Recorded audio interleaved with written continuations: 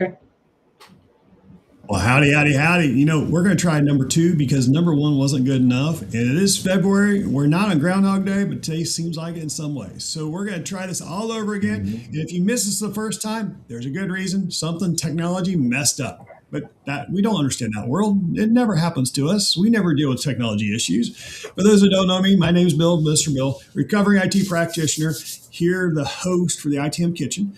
It's kind of a whole idea here was being able to say how we move ourselves forward. How can we help others go that next step and leverage some of the experience and skills and commentary and bring in my friends. I'll put it that way. Bring in friends and let's have a discussion around the ITAM island, right? Everybody has the parties and island, and that's where we always end up. That's where the food is. That's where people are cooking. That's where the wine is typically too. Wine and beer, and you're having beverages like, let's go have the party. So that's where the party is. So today we're going to just dig into it. We're going to talk a little bit of a recap last couple of weeks. It's hard to believe we're in episode number 37 plus. Right? Episode number 38. And we just started January 7th. So we're just going strong. But I'll let Deanna and Rob introduce themselves real quick. And then we're going to dig right into our a little bit of a recap. Hi, I'm Deanna Hanegar. I have been working in IT asset management and ITAM for 30 plus years. I started out in hardware and then moved myself through help desk, asset management, incident management. Then when I got to ITAM, I never looked back. Asset management is such a necessary part of your business. And so that's what I like focusing on. Rob? Yeah. I'm Rob Collins. I'm a 30-plus year veteran of the United States Marine Corps. That's where I kind of got into my inventory and experience around IT asset management, which gradually became a thing. And then also 26 years with 2 different state of Florida government agencies operating in an IT capacity, but very much in an ITAM capacity as well. So and that just sort of brings us forward to some private consulting experience. And here we are today with so much to share, and we want to reach y'all. Exactly. Because that's where the fun is, right? If you try to keep it, one thing I learned as technologists, we tend to hoard things. We tend to hoard things just within our own 4 walls. Trust me, I have like 3 or 4 boxes in my garage of just projects I've done. It's not the hoarding. It's like, I just don't want to forget. And one day that's going to come out. And trust me, I have a whole set of ideas behind that I'm going to do within the community. But what I also want to make sure everyone understands is hoarding doesn't get you anywhere. Yep. It's sharing information that gets you everywhere. But as IT technologists, we're told to say, okay, keep it to yourself, stay quiet, don't tell anybody, right? The reality is, we have to over communicate. That's how we work with our stakeholders, how we go the next step. There's a whole value map I can show on that one. I haven't even made that part of our conversation yet, but that's forthcoming. But when you start thinking about how you communicate, how you collaborate, how you put that in place, it's not something you're going to learn in a certification class. This is the school of hard knocks. How you talk. You have to talk outside your cubicle. You have to talk with the screen on. Okay, I'm just gonna. Some people's like, I can't stand on the screen. It's like, if you're going to see people and you need to work with people, see them eye to eye, just like this, and learn how to look in the camera. And sometimes I'm not always great at it myself, but learn how to work with that, right? So what I wanted to do to help kick today off, or I wanted to use today as a little bit of a recap of what we did the last couple of weeks, because we've done a tremendous amount of content and things, and there's lots of memories already made, just what we did. And then we're going to give insight of what we're going to be doing within March, because we're going to call it March Madness. And I will give IITM, the International Association of IT Asset Managers, credit for that in March Madness, and we're going to take advantage of it, right, and run with it and make it happen. And we're going to talk about the madness of how we do projects. Oh, yeah, we're going to have a lot of fun and all sorts of things. Yes, I know. It makes me scratch my chin too there, Rob. It's just, curiosity. Because, we're going to have so much fun. And probably some additional guest speakers come on as well, because it takes it to a whole nother level. But before we get there, that was a teaser. Before we get there, because I want to say that to the end, let's talk about what we remember the last couple of weeks. For example, when we started and just kind of digging into it, I immediately started, we've talked about procurement. We started with like Patrick Duffy in some of the sessions he was talking about and that, how to put that little, he's another great friend. He wants to come back on. He'll be here. I can count on it. Is we started digging into the ITAM versus CMDB. And that dialogue went on for 3 days. Right? And we're not done yet. We just kind of hit the surface, but we kind of got that started. And it's like, oh my gosh, you thought about lighting the fuse on that firework and just let it go. We had a blast, right? Yeah. And I found the alignment in place. And trust me, I've learned it from School of Hard Knocks. I think a lot of us have, because when you start understanding how we are all better aligned, to go that next step. And there's lots of other things we did. But before I go into my next topic on that part, Deanna, Rob, what comes to mind for you over the last couple of weeks that just kind of just right there that you've learned or gained or you were able to share with others? One of the things that I found is that that we need to, from the AMD and the CMDB, is our next role eventually going into the common service data model, because we didn't really touch upon that. So we have things that we can actually see and grow upon. And I really do enjoy working with all these assets and learning, remembering what we've done on a high level. Sometimes we even forget how much work we've done in the past. Very true. Very true. Okay. Absolutely. Any thoughts there, Rob?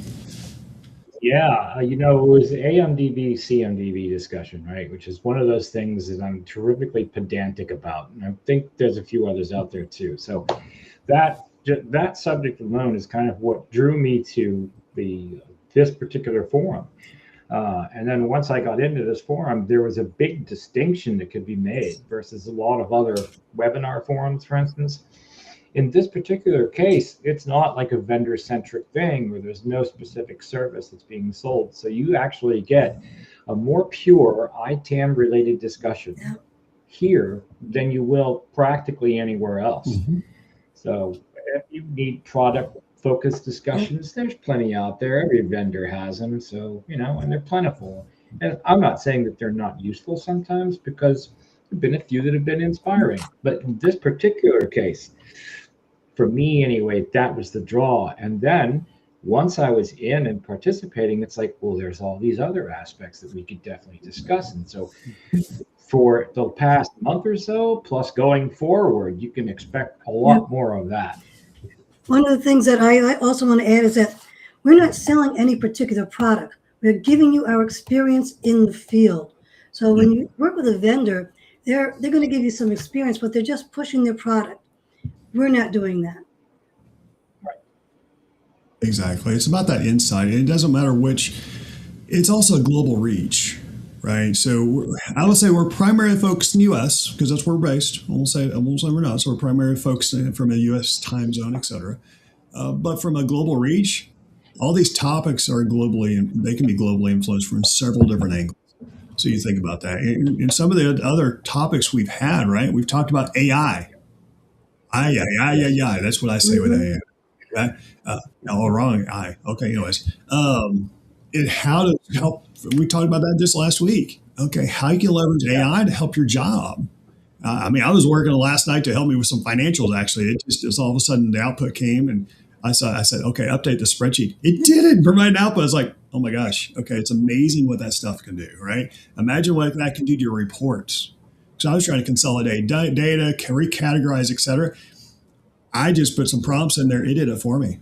And it's not that I was being lazy. It helped me optimize my job and what I was doing for the output, just as an example. Right? And we talked about some of that. That was one of our topics. We also talked about business cases. How do you write a business case, right? And that was key. You guys want to chime in on that? Yeah, how you make a business case specific to ITAM, trying to sell this to your leadership. That is one of the biggest challenges that I've observed in the industry, as a consultant. And then, of course, as a practitioner too, because I had developed ITAM systems, working with different tools and products and getting them to talk to each other. And there's another really good use case for AI. I have used it quite a bit for code generation, not without checking it and not without doing the due diligence, of course, which is a big part of that presentation that was done on AI and leveraging it. And so I've been able to then do some pretty remarkable technical work where I could do that interfacing between tools, or do that interfacing between just, whatever it is that you have. You start where you are, you start with what you have. That's precisely what I've been able to leverage AI to do. Oh, absolutely. Because it's also about that. It's also with the business case that you have to sometimes realize who you're actually selling to, who you're helping enable. We've talked about that in several different forms the last couple of weeks. That was big. Right. And being able to say, okay, is it good enough? Is it not? And letting other people help drive the discussion, because we actually may not be at the table for that decision. Yeah. You're selling ourselves, not the product, selling solutions. That's one of the biggest things we've been covering this whole time. Yeah. Exactly. Because when you think about the bigger picture, it goes a long ways. You think about how we're enabling when we're serving others. And that's a mindset we have to keep in mind. We're technologists, and we're taught how to do check, how to do audits, how to look at data, et cetera. But keep in mind, the real result is how we're serving others. Yeah. That's just a specific task. That's like 20% of the job. So I'm just going to call it out. You might have the certification. Great. It could be product certification. It could be other certification. That's only 20% of your job. 20%. Start learning about the rest of it. If you're struggling, it's going to happen. And that's not to be demeaning to anybody. It's just more about understand the different insight, because maybe, as an example, and I'm going to turn this switch like this. We also talked about, okay, maybe you have ADHD or something like that. It's like, I just can't stay focused. I just keep going all over the place. It's all I realize. Well, welcome to the family. This is one of the best we can have that, right? And that could be a hidden superpower for you. It's like, well, I keep getting in trouble at the office. Trust me, I did too. Plenty of times, right? Because it's not what I like to do. I knew what I like to do. I loved working with people, and trust me, I had to learn how to communicate, et cetera, to like what I am now. But it turned out to be one of my greatest assets is because I did have ADHD, and said, okay, I'm going to keep inquiring until I was satisfied. I'm an auditor. Yeah. And when you become an auditor, you look at everything, right? As an example. So when you think about things like that, that's huge, right? And then we had the treasure map. We did that for several. So we had 8 sessions on that. We just wrapped that up yesterday. And the treasure map was actually looking at the job description, and very specifically the experience job description. We were going to look at the solution consultant, and we're going to put some additional detail behind that as well. But we talked about the reason why we chose that role is that's kind of what we do. And we said, okay, if you want to hear from the experts, which I hate that title, by the way, I'm just going to go ahead and say it, from a seasoned individual. I'd much prefer that. And it doesn't make me sound quite as old or arrogant. But when you talk about yourself as a solution consultant, we look at it, it becomes a kind of advisory role, right? And we talk about job description. We talk about the different roles, the value they're providing, how you're moving that forward. And that was extremely powerful. And if you haven't seen those sessions, go back and see them. I still have the raw footage out there for you. I haven't even edited it. So if you haven't edited it, made a mistake, I'll take ownership for it. It's all good. But the whole idea here is, how do we put information out there that you can leverage on your terms?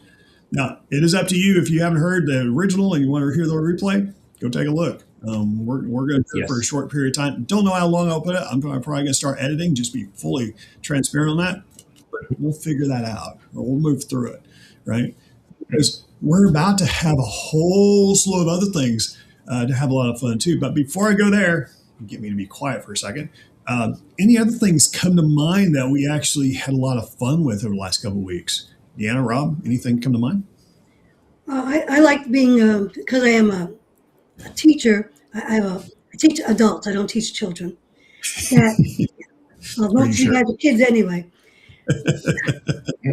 That how to keep yourself on topic, how to learn in a situation where you think you're just at work.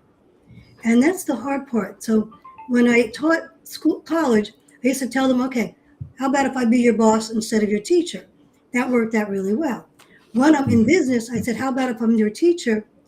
And using the mindset, across the boards, across the two different fields, actually does help the students learn better and helps Yeah. the people in the company feel a little, lowers their stress level. So I like the human aspect. Exactly. It's important to always have that human aspect too. We've talked about that in the last couple of weeks too. And I enjoyed the segues to different things, for instance, and it's very easy to go down the rabbit hole. There's so many different topics, especially for something, like IT asset management and all the different breakaway topics. So sort of listing those out, ideas to be generated from those discussions for further discussions, just sort of like it sort of opens your mind up to other things that you had not thought of before. And those are the kinds of things that help. It's the phenomenon of unknown unknowns, for instance, from way back in the 90s. So yeah, once you have a spotlight on that and you start to kind of see these topics or these lines of thought, then you can do that. You could explore that and see how they're relatable. You can see what sort of advice that you can get around workflows, and other aspects of this business. And also keep in mind, we're going to reemphasize this with what we're about to walk into for the upcoming month. And I keep teasing with that, right? Is every environment's going to be a little different when it comes to asset management. And I say, because executives say, "Oh, well, you did it for this customer, and go do it over here." It's like, well, that's great, but what's your business model, right? And there's much more than just that, right? It's being able to better articulate and have that well-rounded point of view. That's important. And are you going to ever know it all? I'll put it this way: if you do, I don't want you on my project. Yeah. And that's not being mean. I'm just being objective, right? And I'm being direct as well, because I don't want to know it all. I want someone who's going to be flexible to understand how to work with my team and realize that the human aspect behind it. I'm going to go back to that. In the different idiosyncrasies behind it, right? I'm not always a popular person by saying that, but I'm also paid to push. I'm paid to push to say, how are you going to do it better? Because typically when I'm brought in, and same goes with Deanna and Rob, just because, okay, we're as individuals, right? They've already messed up. There's something wrong somewhere, and we're coming in not to parachute in and fix it, but more to say, okay, help them figure out what that next step is. We may actually be on staff. We may be at advisory. There's all sorts of different parts. But I say that being objective because that's what we have to be. And that's part of our role. And most people say, oh, asset manager, you're tracking assets. All the time I hear it. All the time, right? Plus a little bit more. Right? Tracking assets, maybe 20% of what we really do on that part, right? And if you've been around here for a long while, awesome. It's great. Let's happy to still have you around. If you're new to the family, welcome. And definitely welcome to the family on that side. And make sure you put something in the chat. Say what, if you've heard something over the last couple of weeks that all of a sudden just resonated with you, put it out there. I've heard some lot of feedback, direct feedback. So if you're seeing it, watching it, or even after the fact, put it in the comments. Absolutely. We are paying attention to that. But let me drive from that right into where we're about to go into. Because the March Madness, if anybody that's in the U.S., they understand what March Madness is. It's kind of the basketball playoffs to get to championship, et cetera, right? I'm not a March Madness fan myself. It's just not me. I'm not into basketball. SEC football, Southeastern Conference football, I'm all over. I cannot, for some reason, I've just never been about basketball. But we're going to leverage the March Madness because it's something that one of the other organizations in ITAM started a couple of years ago. And it's like, okay, let's run with it and make it happen. Because here's what we're going to do in the upcoming weeks, right? And we're going to do something different every month. We're going to change the format and mix it up a little bit. We're still going to be 10 o'clock when we go, 10 o'clock Eastern when we go live. But we're going to do 3 days a week versus 5. So we're going to just switch that up a little bit because what we've been realizing is there's a lot of content, which we knew that. Trust me, I feel it a lot on my side, and I'll just leave it at that. Anybody that's done online and podcasts, anything like that, they understand exactly what I'm talking about. we're going to think about outside the box. And we're putting what we're going to do, Deanna, Robina, and possibly some of the additional guests. I look forward to having a couple more on here too, potentially.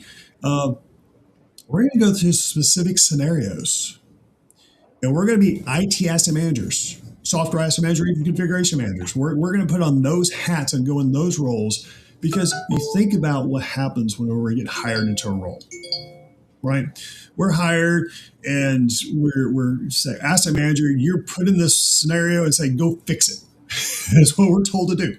Absolutely. You think we don't do it? It might be a long, prolonged process to make that happen, but basically we're there to say, okay, go manage the environment. It's now your problem. And if you don't fix it, I'm going to go fire you. We hear it all the time, right?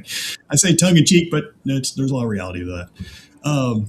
So what we're going to do in the upcoming weeks, and the three of us collaborate on it. It's like, oh my gosh, okay, yes, we're going to definitely do this. Nothing like this has ever been done in the industry in the disciplines, right? And we're going to do things that we're actually proficient in on ourselves. Is we're putting ourselves in that role, and we're going to work through a specific scenario, different scenario, each week for the next 4 weeks. It's like, what are you talking about? Well, think about those environments you walk into. Maybe it's your company, right? Think about the mindset of your professionals, your stakeholders, the maturity, what the product's doing, et cetera.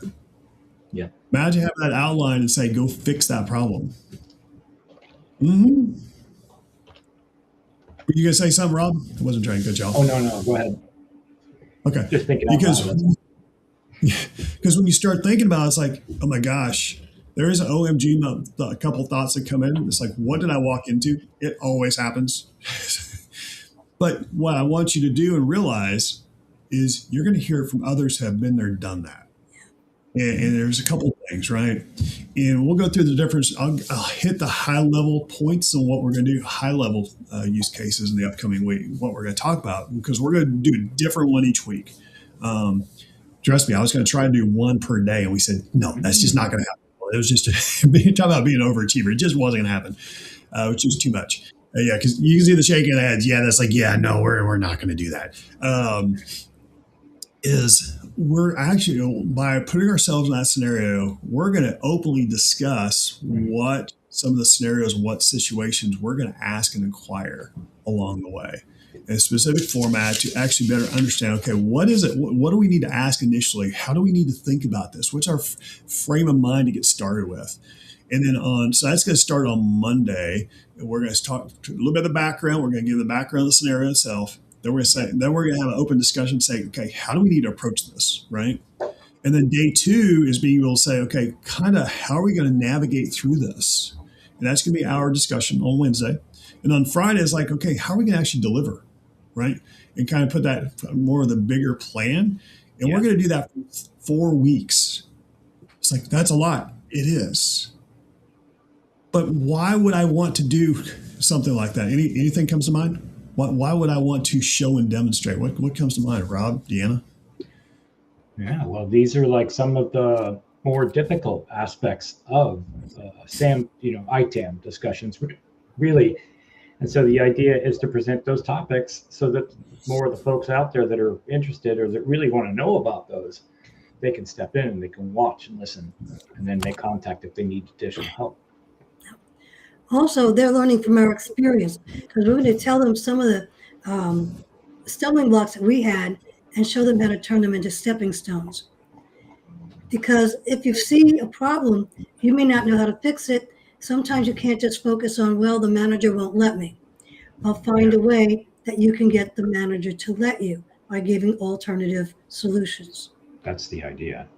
Get the stakeholder buy-in and then and get your funding and then proceed with the plan, if you will, to build this out. Right.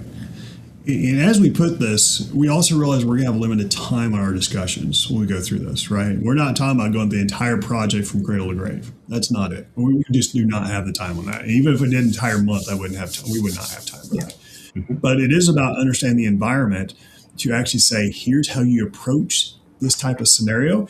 And you might connect with one piece of it, whether they're technical, advanced, in between, managerial, et cetera. And that's the idea. It's like, oh, wow, I never thought about that. Light bulb moment, right? And that's the whole idea, right? It's not about providing all the solutions, because I want you to think about the solution yourself. We're just providing some insights that we've come across, how we're looking at it, how we're moving forward, and how we can help you go that next step. That's the idea behind it, right? And we're putting on our asset management, software asset management, configuration management manager hat to actually go through this with you. Because I want you, whether you're a professional or a practitioner, whichever way you want to hit that, right? And professional is maybe more of a consultant, typically, is you realize it's like there's different ways to approach different scenarios. That's going to be critical, because as you advance, that's how you're going to grow. When you start understanding it. Again, I said a few moments ago, some executives think, oh, you did asset management in one environment, you go somewhere else. It's identical. Furthest from the truth. You look at the manual. Oh, this is how the manual says. It's like, so what do you mean so? It's like, manual's a piece of paper. Exactly. It's a template. It's a guideline, right? It's the Pirate's Code, if you want to call it that, right? Pirates of the Caribbean coming out for me from a movie here in the U.S. It's kind of the code from that standpoint, but it doesn't mean you actually have to follow it detail to detail. Even the ISO part of it, right? Okay, ISO is a framework, and trust me, we can cut into that one. I'm trying to be really good on that part, because it's a framework. It doesn't work for everybody. It's because some of the flaws within it. It's okay. It's something. It gets started, but you put something in there. ITIL has its own ITAM framework as well. And actually, I personally like the ITIL version better than I do ISO, because I think it's more practical and understanding. But I mean, that's a personal opinion, right? Maybe it works better in your environment and because of your own scenario. That's great. Don't you need to think on your own, is my point. Yep. Right? That's all we're trying to do. And we're going to have 4 different scenarios, one each week. And the whole idea is Monday, Wednesday, Friday. Monday, let's set it up, have the discussion, figure out what you're doing. Wednesday, let's figure out that plan, who we need to talk to, get going. And the number 3 is the execution, how we're proceeding on that. And those hours are going to go by really quick. But when you do that 4 times with 4 different scenarios, completely different scenarios. And let me explain how. Scenario number 1. That's not right. Okay, scenario number 1. I was looking at something. It's not, the piece of paper is not what I was supposed to be. Let's go try here. CFO-led savings mandate. Yes. They're making cuts, and they say, we're going to explain it later. A financial organization that says, fairly large, okay, we're just going to do cost initiatives, and we'll deal with the outcome. I know none of us have ever hit anything like this ever, right? We don't hit any of this today, right? We were not ever impacted things like this, right? And all sorts of different scenarios. But that's kind of number 1, right? And from that standpoint, we're going to have a whole slew of discussion just around that, just alone. We actually could do that the entire month if we really wanted to. I chose not to because I want to provide some variety. But yes. That each one of these we do for an entire month. Week number 2, we're going to do a little bit more planning. I'm trying to be more proactive on that, so we make sure we're going month to month. The CIO wants to modernize without an inventory. Yeah. Now, I'll spin it and add a little bit more flair to it within a hospital network. This is reality, by the way. We hit this all the time, right? Talk to it, figure out what it is, who to talk to, what's going on, which devices we want to have in place, how are we doing the inventory, how do we figure out our baseline, is technology going to solve our problem, do we need to have human interaction? There's all sorts of questions that go through my mind on this one. And trust me, I used to do baseline inventories for hospitals, so yes, my mind goes crazy with stuff like this. But that's also where the fun is. You kind of see where we're going. You're getting different views, different perspectives. And we're going to come in as the asset manager and say, what in the world did we walk into? There's one thing to go through the interview and be interviewed. There's another one to say, WTF, what in the world was that about? Are you gonna say there's something, Rob? I'm looking forward to that. Yeah, I'm really forward to that particular session because quite a number of these I've noticed a trend in the last like 4 years. There's a lot of healthcare institutions now that are coming to this, into IT asset management and building and developing programs, because they've got, I want to say it's a three-fronted objective or a three-fronted problem, if you will.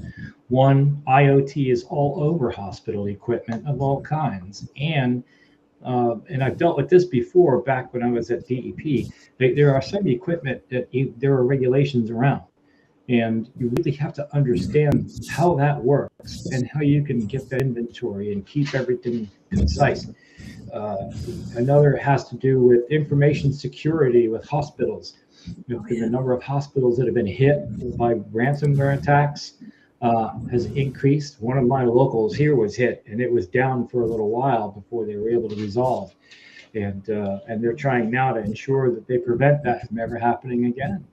And then, of course, the other is really more around the compliance issue. They're really concerned about being sure that they're in compliance for their assets, primarily for their SAN environment. But still, you can't have one without the other in order to fully discover, detect, inventory, or list so that you can address it. So those are the three big ones for me for healthcare and ITAM. One of the things that I'd like to add is we are adding, we need you to help us because we are going to help you add tools to your toolbox. We all have our experiences, but listening from you as well will help us to actually grow. One of the things I've been spending a little time working at church, and I equate a doctor to a priest, where that the doctor needs to do his job, the priest needs to do whatever he does in the mass. They don't need to be concerned by what's going on the outside because what they're so specific on is I need to heal this person. Mm-hmm.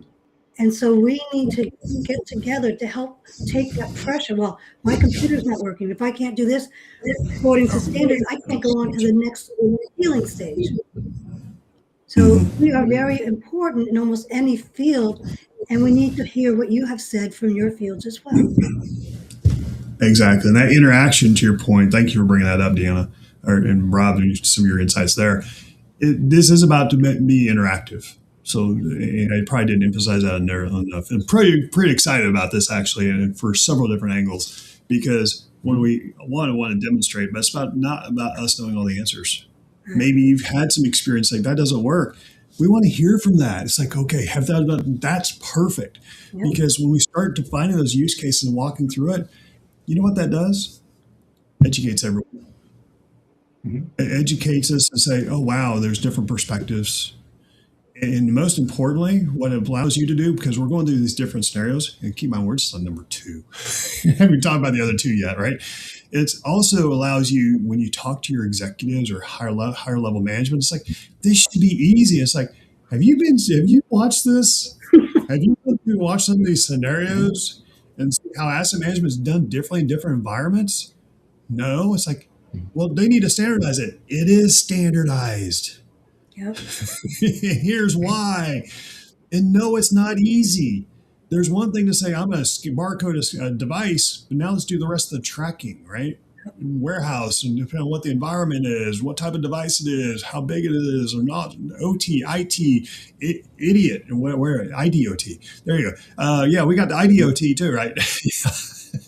Is ID10T, right? Yes, that's a very old school and bad dad joke. I'll put that. We're trying to not be an ID10T. Yeah. So that's scenario number 2. Working on that. Scenario number 3, and we're going to have a lot of fun with each one of these. And this one's probably one of my more exciting ones. On this one is going from 95% cloud to a 25% cloud data center hybrid solution. There's a lot of that occurring today, a lot, more than people realize. And because they just, even with FinOps out there, they can't control it. It's just way too much. It's way too much overhead. The savings are outrageous or not there. Unable to track it. It's unwieldy from a tool perspective. It's getting better, but you have a lot of that happening. As asset managers, software asset manager, configuration managers, how are we dealing with this? We know what executives want. How do we deal with it day to day, right? You look at with it, and this is actually within a manufacturing organization. So about manufacturing logistics, you're trying to deal from cloud and bring it back in house. That's right. This is real. This is very real, right? And being able to say, okay, how do we look at that perspective? Again, we have a weird way of looking at fun. It's the best way to put it, right? Sometimes people, it's like, you're tormenting me. It could be we're a contortionist, right? But that's also where we're excited because you see different perspectives. And now you've heard 3 different ways of looking at that, right? What's your thought on that, Rob, Deanna? What's your comments on that type of scenario? That use case. Well, that particular use case is happening quite a bit, and there's like you look at this from, let's say, a trust perspective, for instance, in the environment in the cloud, or lack thereof, the pricing models that people are encountering on the cloud, and those terrific surprises they get when they open up the bill, and then there's the security aspect of it, due to regulations and also just due to company trust. In those, we know we can apply direct security controls to something that we control directly, which may or may not be within the cloud. Yeah, of course, we'll give you ways to set properties and to work with and configure those cloud resources, but really, that's where it is. Plus, if you have to rely on the data itself, and more importantly, have control over the storage of it, one thing I've heard is the moment that you don't pay the subscription, it's gone. Now that's not a realistic scenario. I don't think so. But look at the money on the other end of it, where you as an organization feel like you're being held hostage, right? And you have to pay this ransom each and every single service period. Well, that's another reason why folks are going to that hybrid model. We're pulling things back. My favorite media example of that is, if you remember the reboot of Battlestar Galactica, and like one of the only ships that was able to survive because they weren't connected to like the unified internet, if you will, of their era and their place. Well, that's some of that sentiment out there as well. One of the things a lot of people don't realize, that being in the cloud, you're just on somebody else's server. Mm-hmm. Yep. You've changed your data from something you own to something you're renting, or still renting a data center. But that's a big foible, everybody, that I was amazed with. Well, it's up there. No, it's on somebody else's server in this next state over. Or on 5 simultaneously around the world. That one, when you're wondering why you're getting delay and getting your data together. How come you only get part of my data? How come I have to wait a few minutes for the other part of my data? That server in China is busy. Yeah. And then there is one other big one that really stands out to me. We had a sort of a view into this a few incidents back, and that is incidents that hit the managed infrastructure such that tens of thousands of businesses can't provide services. That means outages and stoppages, and that means you may not just be not making money, but you may be losing money. So, taken from that perspective, that's going to be a really great discussion. I'm looking forward to that. And now you're starting to see, for those on the other side of the screen here, they're starting to understand some of the complexities of where we can take these. Literally, we can talk about each one of these for an entire month on like every day. Oh yeah. And we're not going to. Yeah. We're pulling that back, but we're going to hit it from a high level. Say, here's what immediately comes to mind. And are we going to know all the answers? Oh, heck no, right? But are we going to be able to have a collaborative discussion and say, here's how we can work through it? Absolutely, and be complimentary, whatever, provide insights. And maybe you have some ideas or some curveballs have been thrown to you with some of these scenarios, or within any of it. It's like, okay, have you thought about this? Okay, let's go there. Because to me, those what if scenarios, they're great test cases. They are. They're great test cases. Yeah. And a lot of people don't do that. It's like, oh, the product works as is, right? It's like, no, you've got to kick the tires. I'm notorious for doing so many scenarios myself. I have a reputation for this. So I usually have so many scenarios, I will break a system every time. That's what job is. Exactly. Exactly. And I'm not trying to be demeaning to any product or say compare. There's different challenges in all sorts of different ways, right? But it's more about, okay, are you able to hit these real life scenarios? Because this is what you're going to walk into. Mm-hmm. It doesn't matter. So that's where we also figure out, okay, where's that next step? Then we put that player. How do we move that forward? So that's scenario number 3. Again, we're going to have fun. We're not holding back on this one, right? Because this is also, we're trying this for the first time. Now, we also are proficient as running into these type of environments, not just these environments, any type of environment. It's like, okay, how are we going to do it kind of blindly, right? We're going to have a little bit of insight, a little bit, but the idea is how do we start immediately working through this? Because the last one, as a global merger and acquisition, integrating 2 companies, you had a services organization, a services organization in a different country. How are you bringing them together? 10,000 plus employees. Wow. Okay. How do we do this with all sorts of different scenarios and duplicity, et cetera? And how do you befriend others, right? This is real. You don't think this is happening today? I don't know where you're thinking. All right. But being able to say, okay, how do we work through this and some of the changes? I mean, you can say the same for divestitures. Divestitures are occurring today. We're not going to do the divestiture because we don't have time. But we'll do the integration and how are we working at that? How are we further bringing that alignment? Again, a 4th scenario to show and demonstrate, 1, asset management's not always as easy as people think. Number 2, the complexities you're running into, you need a seasoned individual to actually work with that. And I'm not trying to just sell seasoned individuals. I'm trying to say the right role, the person has to be in the right role. We're going to talk through that, right? But also being able to say, okay, how can you communicate and collaborate and make sure you keep people updated as you're going through this? That's what we're talking about. Because when you talk about a global merger and acquisition, especially a service consulting, a services firm, sky's the limit. Sometimes they're the cobbler's children. You have no idea what you're walking into, right? So what's some thoughts that come to mind on this one? One of mine is, how do you integrate systems that are not allowed to be integrated? Ooh, I like it. I like it.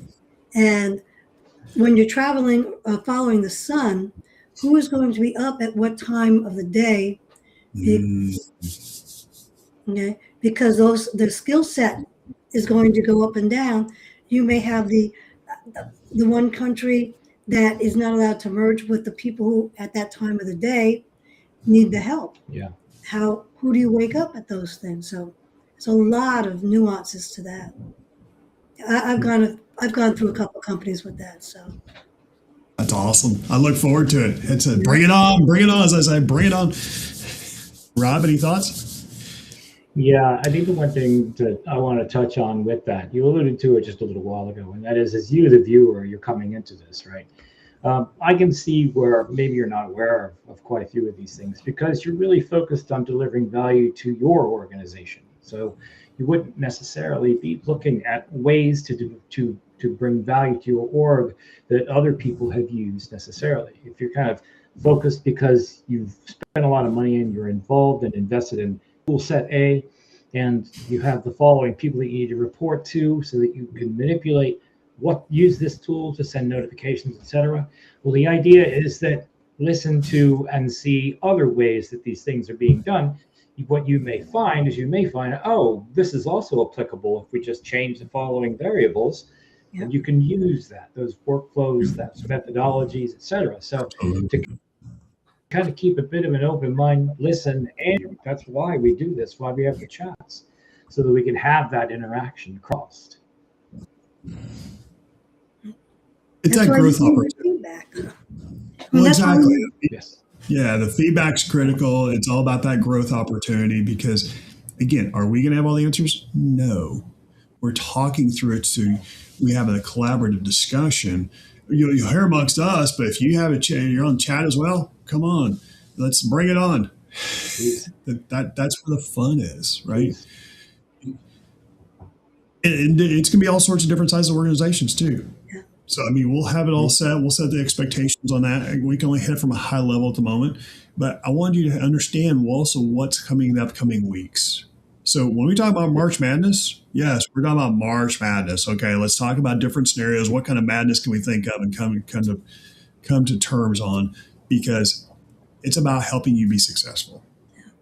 And when you think about that, that's what the ITAM Kitchen's about. Helping peers help peers. And again, this is kind of an extension of what we do with the IT Management Co-op, right?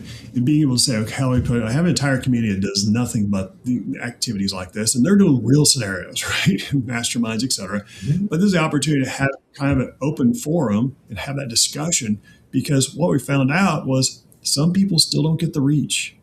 They don't understand. They've been doing the same task or receiving a paper and trying to do orders for 7 years, and they're getting bored. They don't know what to do. This is where it helps you go that next step. Now, I'm not saying you should be part of a community and try and find your tribe, and this is part of your tribe. Great, be part of it, absolutely. But you need to further educate yourself, because if you're doing the same thing and the same norm and it's status quo, you need to change. Yep. You need to grow. I want you to grow. Because when you start thinking and growing, it allows you to think differently. It allows you to be more objective. It allows you to realize, I can provide more value to the organization. It allows you to say, I'm not going to stay stuck in doing exactly the same task for the next 7 more years. Yeah. And there you go. The little things. So as we're wrapping up today, it's amazing how time flies. It's great. We covered a lot of material today. It's been amazing that we're 7+ weeks into this, and we're having a blast. And we're not even near to where we're going to go. We're just kind of giving insight, say, here's what we're doing next, right? And helping everyone grow. So as we do that, any final words, Rob, Deanna, or vice versa, whichever you guys want to take it. Like, subscribe, and stay tuned. There's a lot more to come, especially through these discussions. And we really need your input, because right now there's only 3 people. Yay, we have 90 years experience. We've each experienced something different, but then so have you. And the more you help us and the more we help you, the more tools we have in our toolbox to go forward and help someone else. More capabilities. More capabilities. Absolutely. Because here's a finding I have, and I'll leave this as a final note for everybody, right? Being a practitioner, being a public speaker now for 27 years. Oh my gosh, it is. It's insane. Time flies, right? The first time I ever did the Paragon Conference was the February of 1999. So I've been a public speaker, you got more proficient, whatever, right? Okay, fine, I can speak. But what I learned out of it, and this is an industry problem, is as asset management, software asset management, configuration management, as true practitioners or even consultants, we have this tendency to go stay to ourselves, not talk to anybody, not collaborate. And we've kind of been trained like that. I'll be brutally honest and say, okay, we don't talk. There's some groups that do a little bit, but I'd say a little bit, maybe 20 people, right? That join at one time. What I want to do is I want to have thousands of people. That's my dream. Thousands of people. If you're 100,000 people, I'm fine with that too. And actually, I think it's probably over that when it's all said and done. But of those, I'll say 100,000 people, 20 people to get together, that's a problem. Yeah. And this is my opportunity to see what we can do to help fix that. Am I going to solve it? I'm not. Some people are going to connect with me, and some I'm not. I totally accept that. But if we can figure out how we can better collaborate and put that together and put that framework together, that's huge. It's much better than anything we have today. If this is that next avenue, let's give it a shot. If it's not, we'll figure out how to move it. I'm not one to give up. But I say that to actually help you grow. You on the other side of the screen, right? You grow. Because when you grow, the industry grows. When you grow and figure out how you can thrive even when you get really stressed out, that's huge. Because you know what's huge? Our One, you get self gratification because you feel that you made progress, so you feel better. When you start feeling better, it's seen by everybody around you. Yeah. When you feel really good, and he's like, I've done my best. I'm ready to go home. I can shut this off. You go see your significant other, family, whatever, right? You go home. You get to enjoy. It's like, I've done the best I can. Your family appreciates it, right? Yeah. And we don't think about that. We don't even talk about this industry, but that's where we're going. It's how can we help you be that better prepared for what you need to, or be better prepared for the unknown factor? It's going to happen. It happens to me every day. I get blindsided about all sorts of things, right? But ask the manager otherwise. But think about that. Think about how you're able to grow and thrive. That's the whole idea behind ITAM Kitchen, because we want to feed you correctly with the right information, with those that have been there, done that, not hypothetical stuff, not information that's outdated. This is talking about the reality of today. Yep. So with that, we'll call it a wrap for today. Have yourself a great weekend. It's the end of February. Thanks for some great sessions so far today. More to come. And keep in mind for the upcoming, we talk about the upcoming March, we're going to go to Monday, Wednesday, Friday format. So not as often. It's going to make it probably a little easier on a couple of us, but we're still going to be here. So you're going to look us live. I'm going to do my best to keep us on LinkedIn as well as YouTube. But if you haven't done the YouTube side and connected, please do. You'll make that happen out there. That's at ITAM Kitchen. Make sure you go out there on YouTube and connect with that. That's going to be our primary medium on that part. Or if you want to be a part of a community, hey, feel free to reach out to me. I can tell you more about the co-op, the IT Management Co-op. Thank you, everyone. Have yourself a great rest of the day and weekend. Talk to you then. Stay safe. So Thanks all.